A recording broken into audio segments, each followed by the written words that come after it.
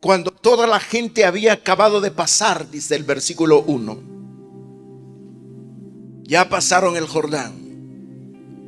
Ahora son ellos una especie de sobrevivientes que han pasado al otro lado de la crisis.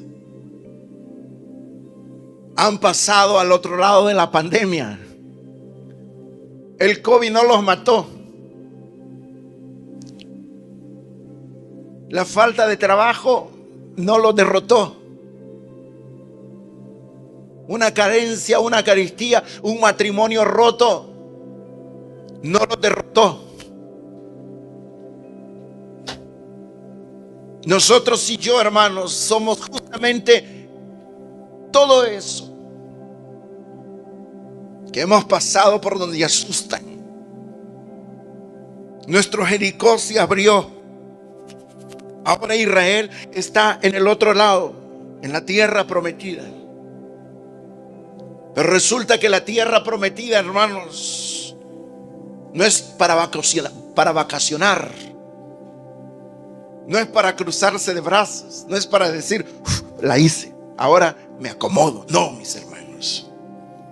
El otro lado del Jordán es un lugar de batalla, pero sobre todo un lugar de confianza. Ellos sabían que tenían que confiar en Dios con todo lo que tenían. Yo quiero que piensen en esto. Los versículos del 1 al 9 son los versículos donde Dios le está diciendo a Josué: ahora ustedes deben hacerse cargo de hacer su propia historia y pasarla a sus hijos. Ustedes son sobrevivientes.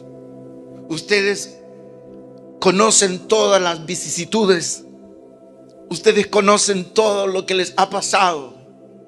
Son sobrevivientes de cáncer. Son sobrevivientes de infartos. Son sobrevivientes, qué sé yo, de situaciones difíciles.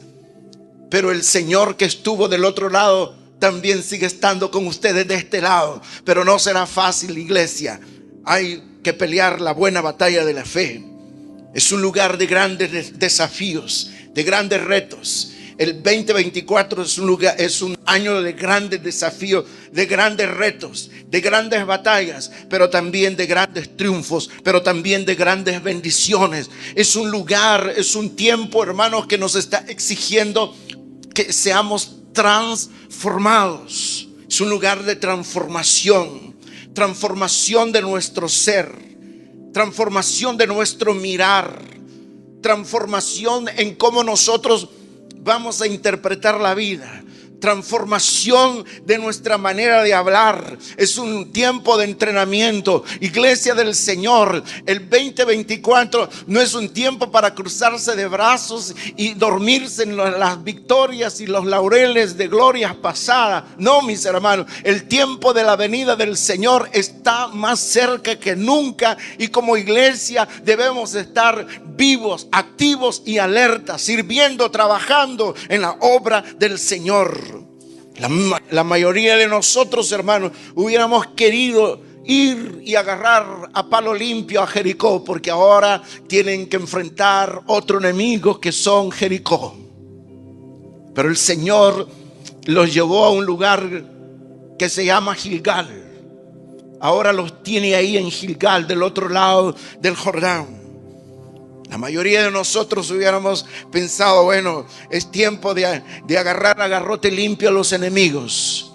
¿Por qué no aprovechar el tiempo cuando todos los de Jericó, dice las Sagradas Escrituras, que estaban cundidos de pánico, porque habían mirado cómo Dios venía dándoles victoria al pueblo, cómo Israel venía arrasando con todos sus enemigos? Pero el Señor no tiene prisa, hermanos. El Señor no tiene prisa. Escuchen esto, pueblo de Dios. Él sabe que más allá de hacer algo por nosotros, nosotros debemos ser alguien en Él. Y ese es el punto, hermanos, hasta donde Dios nos ha venido trayendo a este momento, hasta este momento. Él sabe, Dios sabe que más allá de hacer algo en nosotros, en medio de nosotros, debemos ser alguien para Él. Así que Dios toma su tiempo en este lugar que se llama Gilgal, después de pasar el río Jordán. Escuchen esto, el Señor se toma su tiempo para conquistar a Israel espiritualmente antes de que pueda conquistar Jericó bajo su guía. No sé si usted capta esto. El Señor no nos manda agarrar a palo limpio. El Señor no nos manda a hacer otra cosa. El Señor, hermano, nos quiere transformar, quiere preparar nuestro corazón, que seamos en Él algo que lo honre, que lo glorifique, que lo exalte. El Señor es todopoderoso como para darte los milagros y todas las cosas que usted necesita, el carro que necesita, la casa que necesita, el nuevo empleo que necesita, la iglesia grande que necesita, lo que sea. Pero antes que Él hacer eso por nosotros, Él quiere que nosotros seamos alguien en Él. Él quiere que seamos transformados, hermano. Él quiere que seamos transformados. Él quiere que nuestra manera de hablar, nuestra manera de interpretar la vida, nuestra manera de cómo nosotros somos cristianos, Él quiere ver que nosotros vivimos como mereciendo todas esas bendiciones. No sé si me doy a entender. Por eso es que el Señor les manda en el versículo 3: tomad de aquí en medio del Jordán, del lugar donde están firmes los pies de los sacerdotes, 12 piedras. Cada tribu, hermano, debería tomar 12 piedras. Sin lugar a duda tenía que ser, porque dice que se la debían de cargar en las espaldas. ¿Cuánto pesaría cada piedra? 50 libras, 100 libras, no sé cuánto, pero debían de tomarlas de ahí del suelo donde estaban los sacerdotes parados en seco, para que las piedras pudieran establecerse como un recordatorio, hermano. Como un recordatorio. Hermano, hay algo que nosotros necesitamos hacer urgentemente, y es que nos hagamos cargo de nuestra propia historia de fe con el Señor, de nuestra propia relación con Dios, de nuestra propia experiencia con Dios. Llega el tiempo en que deje usted de vivir de la fe de otros o bajo la sombra de otro cristiano. Llegó el tiempo que deje de ser tan dramático y llorar cuando escucha testimonios de otras personas. Es tiempo que usted y yo tengamos nuestra propia película, que tengamos nuestro propio drama, que tengamos nuestra propia intimidad, que tengamos nuestra propia relación con Dios, que podamos contar la experiencia que tuvimos hoy en la mañana cuando nos arrodillamos con el Señor, que podamos sentir como el ángel de Jehová llegó a mi cama, tomó mi dolor, mi tristeza. Es tiempo que podamos decir: Dios va conmigo. ¿Cuántos dicen amén? Tome una piedra usted, hermano, como señal. Tome algo que sus hijos puedan ver, que cuando le pregunten de qué trata todo este montón de piedras, ¿de qué trata todo esto? Mamá, papá, ¿de qué trata todo esto? La palabra de Dios en el versículo 6 dice: para que esto sea señal entre vosotros, y cuando vuestros hijos preguntaren a sus padres mañana, ¿qué significa todo esto? El Señor les está diciendo que ese era un recordatorio, para que el pueblo de Dios pudiera enseñar a sus hijos acerca de esas grandes cosas que el Señor había hecho en medio de ellos, para que la obra de Dios no sea olvidada a lo largo de las generaciones.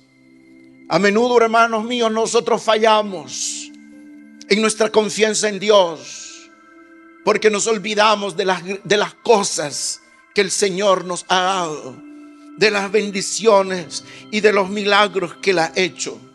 Y la consecuencia es que la fe de nuestros hijos es débil, porque nunca se les ha contado a ellos cuán grande es Dios y cuán real es su obra en nosotros. Que usted pueda ver cómo Dios se glorifica en medio de usted. Y que sus hijos lleguen a amar y a temer, a servir y a adorar a ese Dios que usted le teme, que usted le sirve, que usted le adora y que usted se somete a Él. Pero usted debe hacerse cargo de su propia historia de fe con el Señor. Cargue las cargas del Señor, cargue las cargas del Evangelio, cargue las cargas del servicio dentro de la iglesia. Que si le van a llamar fanático, no importa. Quiero que sepas, hijo, que si la bendición que tenés es porque Dios está conmigo, es porque yo le sirvo, es porque yo le soy fiel, es porque yo obedezco y temo a Dios. Qué lindo, hermanos. Josué, hermanos, yo veo que Josué en el versículo 9 también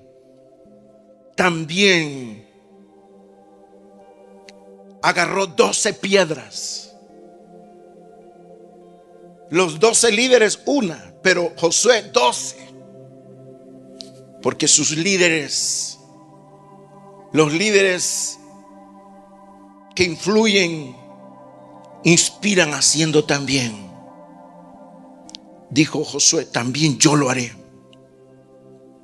Josué también, hermanos, levantó una pila de piedras memoriales allí en ese lugar, como testimonio, hermanos. Hermanos, yo no sé si usted está captando esta palabra, pero yo creo, se lo voy a repetir otra vez. Deje de vivir de las oraciones de otros, de los testimonios de otros. Tenga su propia relación con Dios. Tenga su propia vida de intimidad con Dios, para que usted no diga: qué tremendo testimonio el de fulano. Para que usted también pueda contar: el Dios que sanó a fulana es el Dios que también me sanó a mí. El Dios que estuvo con ella también está conmigo. Y que nuestros hijos puedan ver que Dios está con nosotros, que Dios nos deja, hermanos. ¿Cuántos dicen aleluya? Del versículo 10 al 18, solo le estoy dando porque esto es inmenso, hermanos. La nación pasa, los sacerdotes atraviesan y el Jordán regresa a su flujo normal. ¿Se acuerdan, hermanos, lo que el Señor les había dicho al pueblo? Santifíquense, les dijo a los sacerdotes en el capítulo 3, y carguen el arca del pacto. Y una vez que los sacerdotes ponen su pie en el río, todo el agua del Jordán se detiene y quedan en seco. Y ahí estuvieron los sacerdotes. ¿Cuánto tiempo estuvieron, hermanos? ¿Cuánto tiempo estuvieron ahí parados los sacerdotes cargando esa pesada arca? Ahí estuvieron todo ese tiempo. Qué lindo, hermanos. Es cuando una iglesia, escuchen esto, hermanos, que sea esto como una profecía ahora. Es lindo cuando una congregación cuenta con sacerdotes y con ministros que tienen distinciones poderosas, que son comprometidos, que son esforzados, que son valientes, que son resilientes, que aguantan todo el peso del ministerio, que aguantan todo el peso de la carga del ministerio de la iglesia, pero están ahí, no abandonan a su líder Josué. ¿Están conmigo, hermanos? Eso habla el versículo del 10 al 18. Los sacerdotes se pusieron de pie con el arca del pacto por todo el tiempo que cruzó la nación. Y le digo, hermano, no eran poquitos, no eran miles. Uno se asusta cuando ve los miles que vienen indocumentados pasando ese río. Muchos mueren. Muchos quedan trabados en todas las trampas que han puesto el gobernador de Texas, y se quedan trabados y caen. Hermanos, aquí eran millones, hermanos, pero estos millones, hermanos, contaban. Aleluya. Estos no eran coyotes, hermanos, que les hacían pasar por dinero. No, hermanos, porque hay coyotes del evangelio. Estos eran ministros del Señor, hermanos. Aleluya, alaben a Dios, hermanos. Aquí no habemos coyotes, ministros. Aquí habremos sacerdotes. Aleluya, ministros del Señor, que somos esforzados y que somos valientes, y que vamos a cargar con usted y le vamos a ayudar a que usted pase su Jordán. El arca, señal visible de la presencia de Dios, tenía que permanecer en el río durante todo el cruce. Oh, hermano, qué cosa más linda. Nosotros leemos el versículo 12 y 13. Si usted quiere leerlo, verlo ahí. Habla de los hijos de Rubén. Habla de los hijos de Gad y la media tribu de Manasés. Dice que ellos pasaron armados delante de los hijos de Israel. Siempre ayudan en la guerra a los demás, defendiendo y apoyando. Hermano, esto nos enseña, escuchen esto.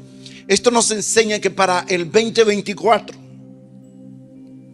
para que seamos un pueblo grande y poderoso, vamos a necesitar la ayuda de todos los valientes de Rubén y de los de Gad. Vamos a necesitar la ayuda de todos. No importa si usted está en una mejor posición. No importa si usted no tiene carestía de nada. No importa si usted tiene auto o no tiene, buen trabajo o no importa en la condición que usted esté. Su llamado es para que ayude a sus hermanos a pelear sus batallas, porque esas batallas de sus hermanos son suyas también. ¿Escucharon eso? Son suyas también. ¿Cuánto glorifican a Dios, hermanos? Hermanos, el versículo 14, ese día en ese versículo 14, en ese día el Señor engrandeció a Josué a los ojos de todo Israel. En aquel día Jehová engrandeció a Josué a los ojos de todo Israel. Dios cumplió la promesa del capítulo 3 y versículo 7 a Josué, levantándolo como un gran líder para Israel, tal cual como lo había hecho con Moisés. Porque yo quiero decirles algo, hermanos. Si usted es un hombre y una mujer esforzada y valiente, que se hace cargo de su vida, de su historia, y es una vida fiel que honra, magnifica y dignifica al Señor, yo le garantizo, Dios lo va a distinguir a usted en medio de quien sea, en donde quiera que usted se encuentre. Dios lo honrará, Dios lo bendecirá, Dios lo protegerá, Dios lo respaldará. Dios no lo dejará a usted avergonzada cuando ve que usted es un hombre y una mujer de Dios valiente. Las aguas del Jordán dice que volvieron, el versículo 18 dice que volvieron a su lugar, corriendo como antes sobre todos sus bordes. Porque, hermanos, cuando hay fidelidad, cuando hay acción de parte de nosotros, habrá bendición de Dios, habrán milagros de Dios. Cuando usted se mantiene, hermana, cuando usted persevera, cuando usted insiste, cuando usted persiste, cuando siente que ya no aguanta, pero usted sabe cuál es su llamado, usted sabe cuál es su posición y a dónde usted debe estar y a dónde usted debe ir y a quién usted debe mirar, y se mantiene forzada. Hay un momento de Dios para usted, que su Jordán también se le abrirá y sus aguas se detendrán y los milagros se harán, porque Dios no es hombre para que mienta, ni hijo de hombre para que se arrepiente. Dios lo va a bendecir. Qué lindo, hermano. Los versículos del 19 al 20, los versículos del 19 al 20 habla de la primera obra que hicieron en Gilgal, ¿Cuál fue esa primera obra que hicieron? La colocación de esas piedras como memoriales. Alaban al Señor, hermanos. La colocación de las piedras como memoriales. ¿Tiene algo, le pregunto a usted bien en serio, ¿tiene algo en su vida, en su casa, algo que diga: este es mi milagro, esta es mi prueba de que Dios está conmigo? Y quiero que sepas, esposo, o como usted le llame, gordo, como quiera llamarle, y quiero que sepas, hijo, y quiero que te des cuenta que ese Dios que nos ha sacado adelante en el 2023 nos va a sacar adelante en el 2024, porque todo estaba destinado a ser pérdida, pero no lo fue, porque Dios está en medio de nosotros. Y que así sea, hermanos. Coloque las piedras como memorial, como recordatorio en Gilgal. El pueblo subió del Jordán, dice allí, el día 10 del mes primero, y acamparon en Gilgal, al lado del oriente de Jericó. Y dice: y Josué erigió en Gilgal las 12 piedras que había traído él. ¿Cuánto le costó? Eso, aquí hay una enseñanza para el liderazgo, hermanos. El líder no debe hacer menos que los otros.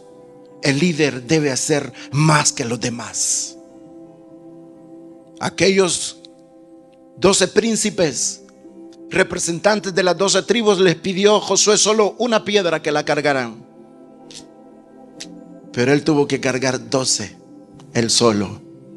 Iba a traer una, la ponía, iba a traer la otra. Qué lindo cuando hay líderes así, hermano, que aunque cansados, ahí vienen a servir, que han agotado, ahí vienen para dar, aunque como estén, ahí vienen, ahí están, y la gente los mira como referentes. Dice que acamparon en Gilgal. Gilgal se convertiría en su base ahora de operaciones para conquistar la tierra prometida. Lo primero que iban a tumbar era Jericó. Por esta razón era apropiado que ese recordatorio, esa tarea en Gilgal de establecer ese testimonio de las grandes obras de Dios.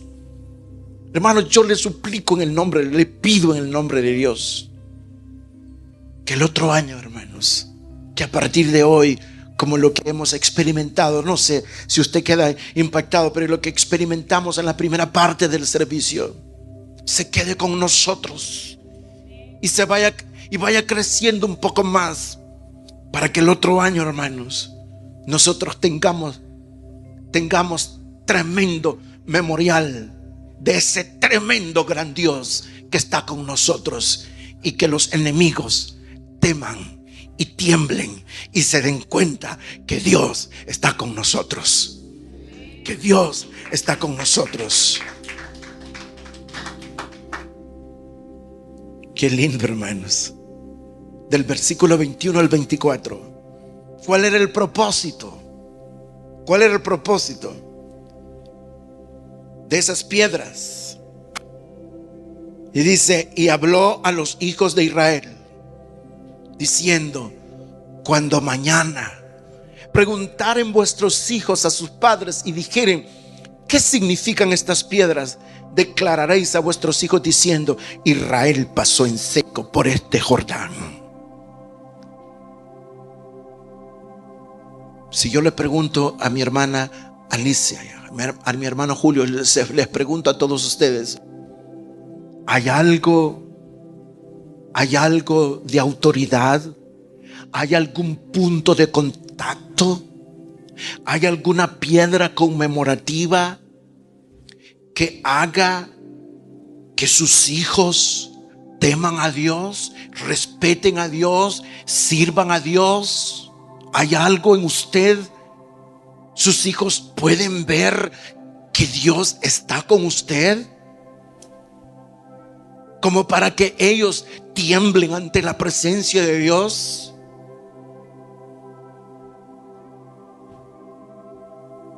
¿O la flojera de sus hijos es el reflejo de la suya? La mediocridad de sus hijos es el reflejo de la mediocridad suya. Sus hijos pueden temer a Dios y decir: Dios está con mi mamá, Dios está con mi papá. Yo veo que todo lo que nosotros tenemos en casa, y que ellos puedan dar fe y puedan dar testimonio de que no es otra cosa más que una obra milagrosa del Señor. La casa, el carro, todo lo que sea. Una vida cambiada, una vida transformada. Y dice,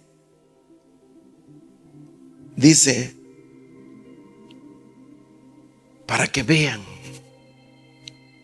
para que teman. Tienen respuestas ellos en lugar de dudas. ¿Tiene respuestas usted en lugar de dudas? ¿Tienen respuestas? ¿Tenemos respuestas en lugar de dudas, hermanos? Israel, Dios está con nosotros. Familia, Dios está con nosotros. Es muy fácil para nosotros olvidar los grandes milagros que Dios ha realizado, pero que nuestros hijos se den cuenta. Nosotros la recordamos como un punto de fe, para que podamos confiar en Dios, en obras más grandes. Porque hemos visto y experimentado la fidelidad del Señor en el pasado. Y para ir concluyendo, hermano, mire, no se paniquee usted. No nos llenemos de temor, hermanos, por todo lo que está ocurriendo en el mundo. Todo lo que ocurre en el mundo debe ser un motivo para que nosotros seamos más fieles con el Señor. Para que seamos más consagrados para el Señor, para que seamos más perseverantes, para que seamos más constantes. El versículo 24 dice: para que todos los pueblos de la tierra conozcan que la mano de Jehová es poderosa. Gloria a Dios, gloria a Dios. Que no la miren a usted como una acabada, como un acabado, como un pobre indocumentado que no tiene papeles. Que no lo tengan de menos a usted. Todo lo contrario, que la respeten y que se den cuenta que usted se mueve en esta vida, y que usted gestiona su vida, hermano, que usted gestiona su vida basado en lo que usted cree, en lo que usted adora, en lo que usted ha incorporado de Dios, y que la gente se dé cuenta, hermano, que usted es un hombre y una mujer de respeto, porque con usted está el Señor. Cuánto glorifican a Dios. Que cuando la miren a usted, miren que Dios está con usted, para que todos los pueblos de la tierra conozcan que la mano de Jehová es poderosa, hermanos. Cuando le digan: pero esa iglesia, voy a mencionar las cosas nuestras, hermano. Pero esa iglesia es chiquita, la iglesia que vieras la iglesia mía, qué grande. Ahí sí sé. Si supiera, dígale, si supiera, vení a la iglesia. Y eso sí, asegurémonos que Dios esté con nosotros. Hermanos, hagámonos cargo de nuestra historia, de nuestra propia historia. Tengamos testimonio de fe. Tengamos experiencia con el Señor, para que nuestros hijos también lleguen a tener esa experiencia con el Señor. Quería mostrarles un video, pero hasta ahorita me acordé que lo puse ahí en Facebook. Ahí se los muestro otro día. De cómo, hermanos, los hijos aprenden a adorar y amar al Dios que sus padres también aman y adoran al Señor. Había un propósito, hermano, grande. Quiero que se pongan de pie para que adoremos al Señor.